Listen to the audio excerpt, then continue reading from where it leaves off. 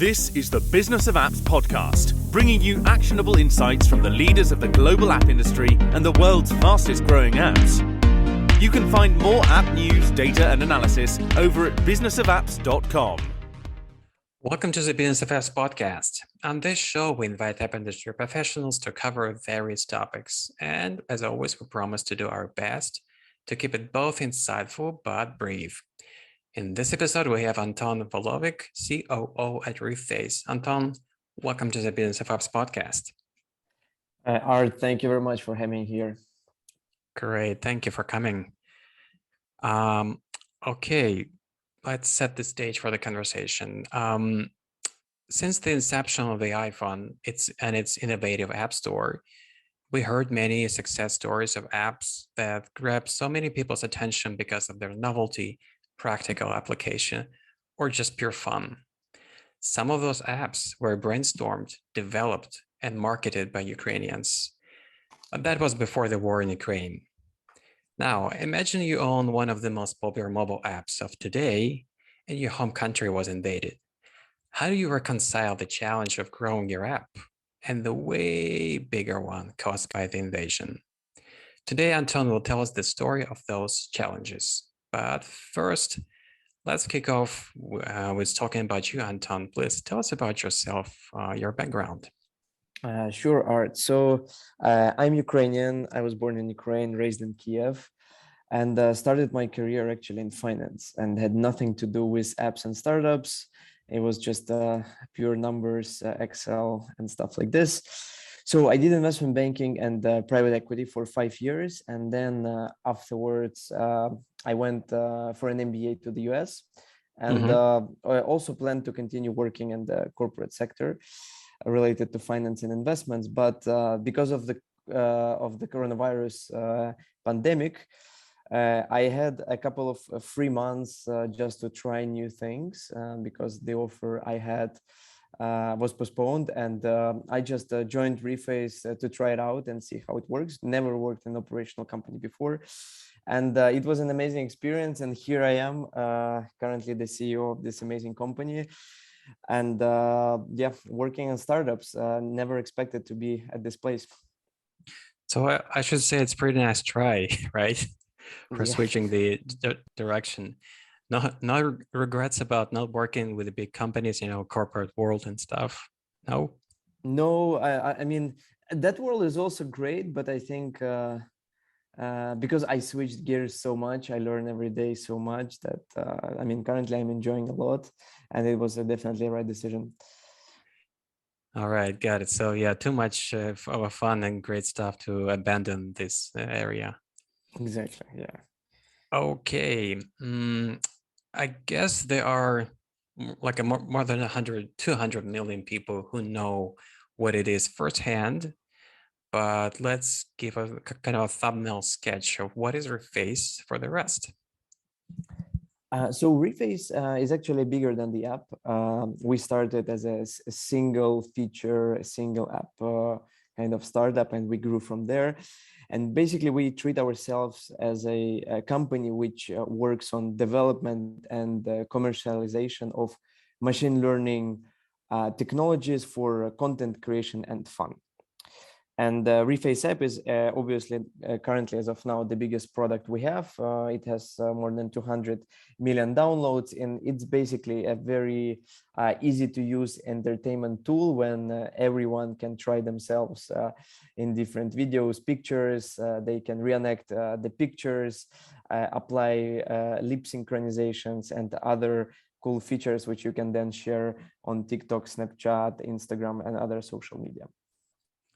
So if you want to do a better job than Brad Pitt or Leonardo DiCaprio in a new movie, you can try yourself and do a better job just putting your face on top of these guys and perform, right? Exactly. And there will be a Reface watermark, so everyone knows that we helped you to achieve that.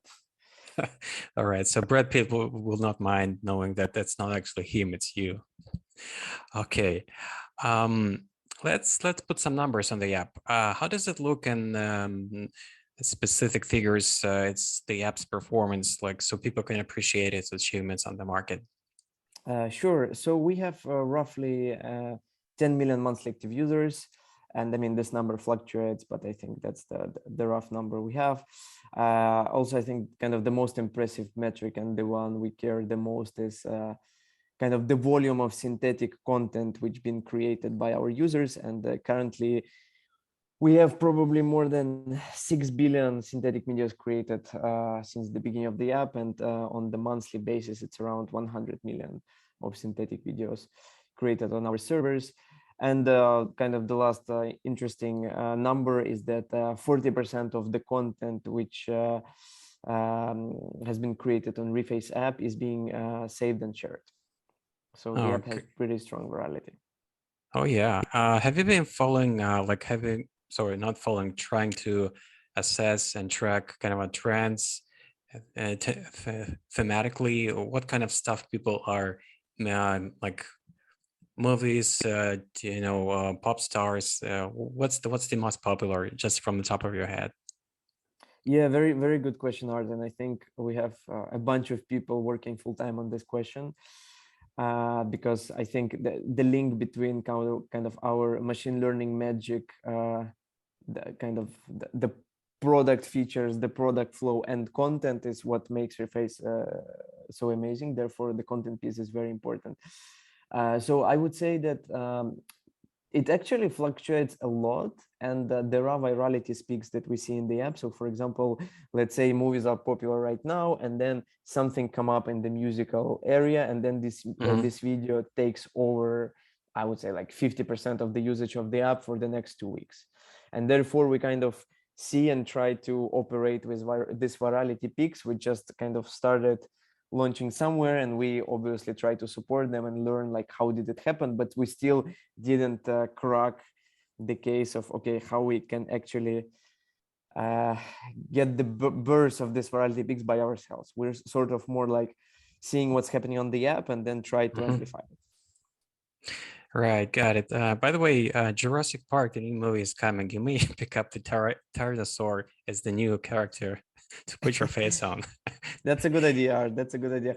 Our technology is still like not the best for animals and guys like this, but it's a good one. We may try. Okay, it's like the end of May, if I remember correctly, the Thriller announcement. So it's really soon. Okay, switching the gears a little bit, let's talk about the underlying tech that does the whole magic of the app. How does it work exactly? Just, in plain English. Yeah, so basically in plain English, we have, I would say, kind of 3 parts of our tech stack. So the first one is obviously mobile front end. And for us, it's kind of a light side of things. We also have backend and machine learning production. And the backend and machine learning production, they are on the servers. And basically how it happens is that when the user kind of clicks on creating a reface or face swap, any other mechanics, then this request goes to a backend, and the backend kind of reroutes this request to machine learning production, which utilizes GPUs to kind of create an output, which then is sent back on the mobile. And I think actually the kind of the biggest, I would say, technological novelty and the kind of key competitive advantage of Reface is that we are able to process millions of videos at scale on the servers, not on the mobile, and therefore our quality is very hard to match. We think it's a very big competitive advantage for Reface. Got it. So here's how this magic works, and you're not relying on the hardware of a mobile device. More people can use this tech, which, those people who do not have the latest and fanciest smartphones, they can still enjoy the app and use it for fun. Exactly. And it actually corresponds to a very big number of Android users and also people from, I would say, less rich geographies. Right. Like, not obviously iPhones are more expensive, and when you're relying only on this high-end smartphone, you're not reaching out so many people in other countries where Android are more prevalent, like South America, Africa, where so many Android smartphones being sold, and I can let those folks enjoy the app as well. Now, The app has been on the market, if I'm not mistaken, more than 2 years. How would you describe the kind of evolution trajectory of the app? Yeah, very good question. So I think the first big transition we did was from photo to video. So at the beginning, we had just one feature, which is like our original feature, face swap, and it worked only on images. And then once we brought in videos, the app actually started growing. So the virality picked up just massively with this kind of seemingly small change. Kind of the other layer is that we also try to embed more content modification features in the app. So it sort of serves like a box with Christmas presents. So you open the box and you may see like different fun things that you can play around with. And currently we have, I mean, overall for all the users, we have 4 features rolled out, but we also have 3 others which we're doing beta testing in different geographies. So these features are the original face swap. Then the second one is reenactment. It's basically the ability to animate a picture similar to paintings in Hogwarts. I would put it this way. And then lip sync. It's another one where you can make your kind of mouse move in line. And yeah, there are a bunch of others like style transfer, emotion swap, which we are testing in different geographies. So this is the second layer, kind of adding more features. And actually the layer which worries us the most is actually trying to tie in all these new things in the app so the experience is actually smooth and interesting for the users, because one of the challenges that we faced at some point that, look, all these features are great, but actually they cannibalize each other if you really don't come up with interesting product use cases around them. Therefore, we also focused a lot actually on the product side, because we think in terms of tech, we have a huge backlog of things that we can incorporate in the app, but the challenge is actually on the product side to make it usable for millions of people. Right, because if I remember correctly, that phrase coined by somebody in Apple, it's really easy to make something complicated, and it's really complicated to make something really simple. It's always kind of you should remember about it when you're developing new features, because you may have best intentions, but in the end the product will not be usable as much as you would love to have these new features in.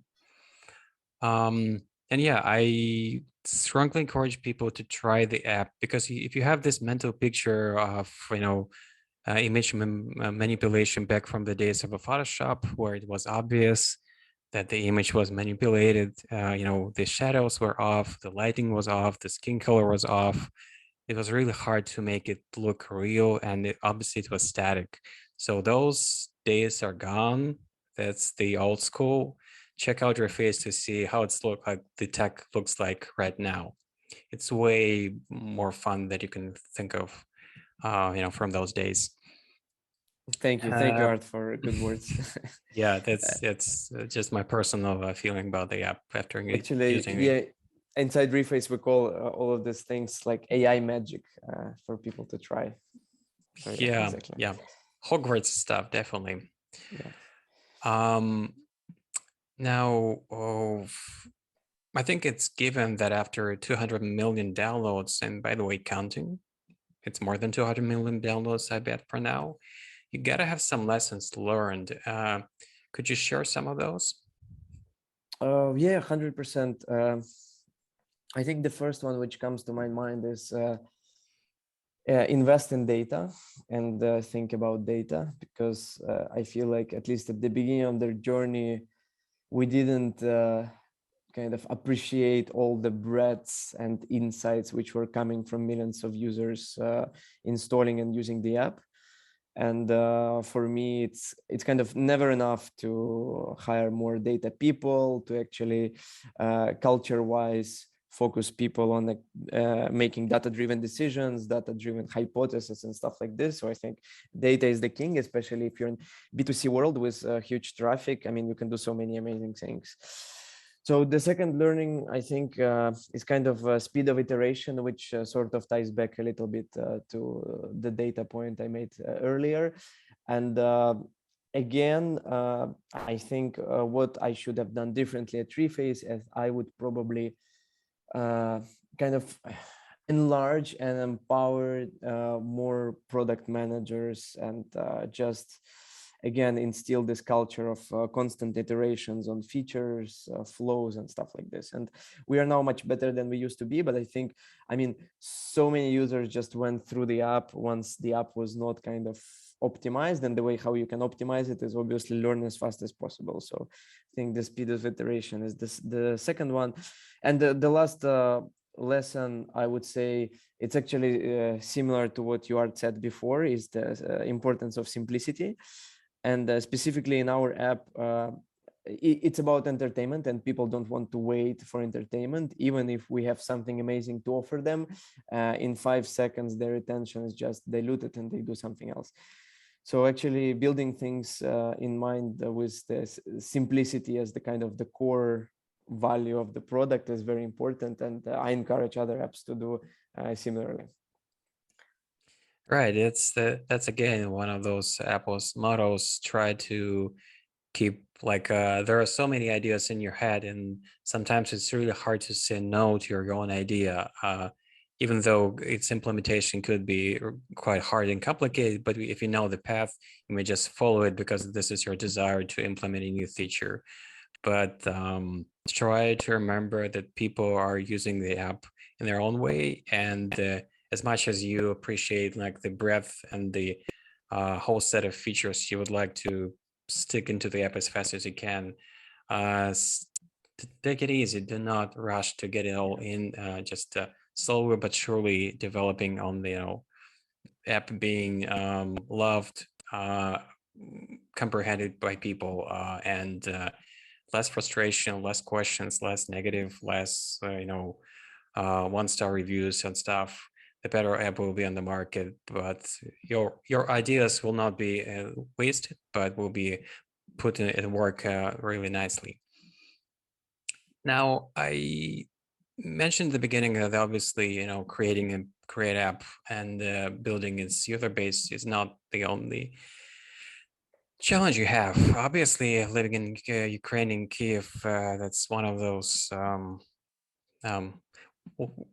companies that just cannot be doesn't have a luxury to be focused specifically on business goals, and just do not be distracted by anything else. Yeah, Art, I mean, definitely the world changed a lot, how we operate and what we do. And at the beginning of the war, I think out of 190 people staff, we had maybe 116 Kiev, which is a little bit crazy. And obviously, like the first thoughts once the war break out is that you want to make all your friends, family, and also colleagues safe as fast as possible. So yeah, the first week was just trying to figure out, okay, where are the people? Do they need any support, any help? But also for Reface, actually, what helped us a lot to navigate this extremely difficult months is that I think from the first hours of war, we were extremely explicit that we're not going to just focus on the business. We want to do way more to support our country. Actually, right now, we cooperate with the Ukrainian government on a number of machine learning projects. We also launched a Reface fund. And basically, the logic there is that we have a huge B2C reach, and we have pretty good expertise in marketing, and we would try to fundraise more money for Ukraine. And we already raised $200K, which is good, and we're still working on it. We also even launched an app to support Ukrainians during the war. The app is called Memamyot, and this app is basically a spin-off from another app which we used to have. And the premise of this app is that you can use machine learning technologies to easily create memes and fun content, because we have technologies such as object tracking, green screen. So it's very easy to kind of combine contexts. And we've filled in this app with a lot of kind of pro-Ukrainian fun context, such as Lukashenko kind of saying nonsense and stuff like this. And actually, this app picked up really well, and it helped Ukrainians fight anxiety, and also to stay to keep this conflict in the news and in the conversations in the West, which is also very important for us. And I mean, currently the challenge is that a lot of people work on this volunteering, like closer to business, but like volunteering commitments, and our like just production capacity decreased quite a bit. But we stay strong, we keep growing, and everything will be fine. Gotcha, Anton. And by the way, people who will be visiting your site will find a nice button in the left down corner that will lead you to a number of ways how we can help Ukraine. There's a way to support financially and stuff. So yeah, that's a great to think of, being focused not only on the business you do, but helping your country you live in, people are around you, supporting them. Okay.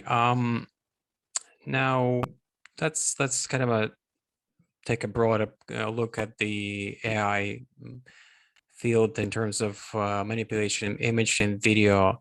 What are your thoughts about this technology, this current state? Pros and cons, pluses and minuses. Yeah, it's a hard question, right? Because I think every new technology, every new breakthrough comes with some potential problems, and also it really depends on the kind of the main actors of those who try to kind of handle this technology, whether it takes on the good turn or on the bad turn.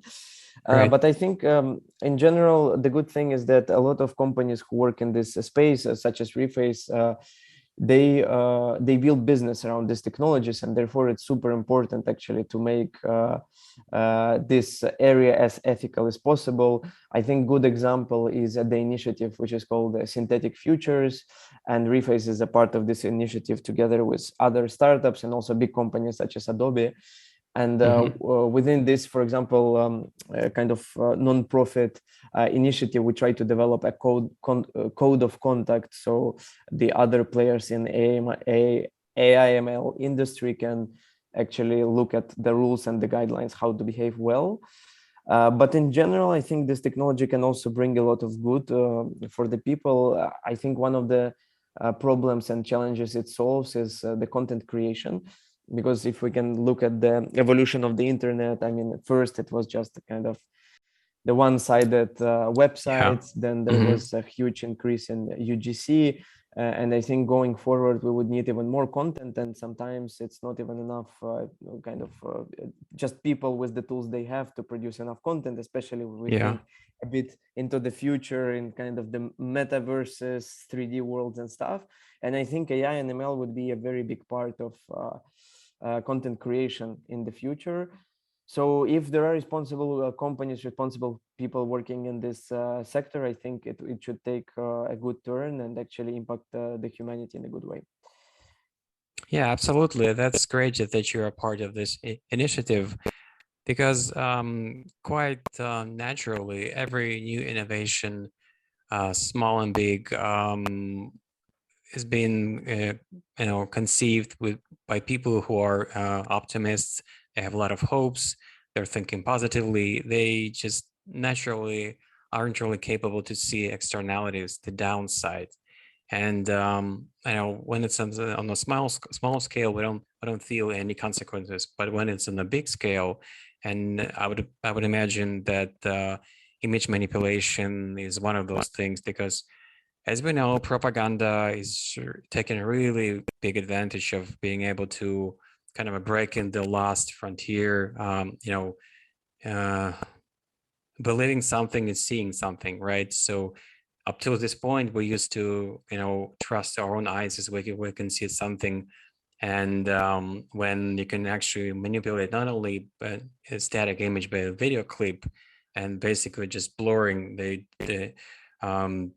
destroying the difference between the reality and fake reality. That's the challenge. So that's awesome that actually companies like Adobe and you guys join forces to set the standards, set the kind of the work frame for avoiding that negative part, to making sure that we're moving forward only with the negative part of the technology. That's awesome.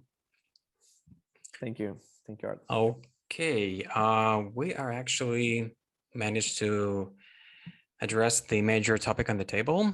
But that's not the end of the show. I have just a very few questions to you, which I have a privilege to ask every guest on the show to let the people who are listening to the show know every person who I'm talking to just a little bit better.